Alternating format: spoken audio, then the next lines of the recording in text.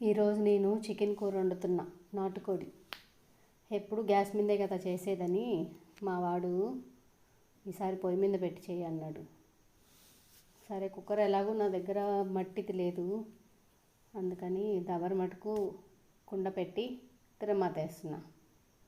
ఆ ఫ్లేవర్ ఎంత బాగుందో తెలుసా పొయ్యి మీద వండితే. ఉప్పు, కారం, పసుపు, అల్లం తెల్లగడ్డ పేస్టు, ధనియాల పొడి వేసి ఉడకబెట్టేశాను.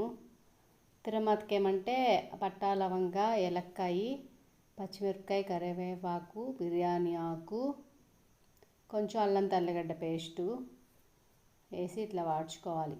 టమాటా నేను ఎప్పుడు మిక్సీ కొట్టేస్తాను, ముక్కలు కోసేసామనుకోండి సరిగా కలవదు, అందుకని మిక్సీ కొట్టేస్తే కూర బాగా కలిసి వస్తుంది. ధనియాల పొడి 2 స్పూన్లు వేసుకున్నాను, మన ఇష్టం కూరని బట్టి. కొంచెం కొబ్బరి పేస్ట్లో కూడా కొంచెం టమాటా వేసి కొట్టేస్తాను ఒకటేసారి. బాగా వాడ్చుకున్న తర్వాత ఈ కూర అయితే దాంట్లో వేసేసేదే.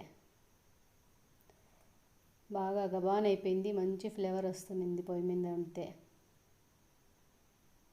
ఎట్లయినా నిప్పుల పొయ్యి మీద ఉండే కూరే టేస్ట్ వేరే, మన గ్యాస్ మీద చేసుకునే దానికంటే. ఇది పొడి ఏంటంటే కొంచెం పట్టా, లవంగ పొడి దంచి పెట్టుకుంటాను నేను. గరం మసాలా అంటూ ఏమైను, ఆ పొడి వేసేసాను. కొంచెం కారం తక్కువ అనిపించింది, కొంచెం కారం వేసుకున్నాను. ఎన్నెన్నో మసాలాలు వేసి ఏవేవో గ్రేవీ లాగా చేసి అట్లా చేయబడలేదు, ఇట్లా సింపుల్గా చేసుకుంటే బాగుంటుంది.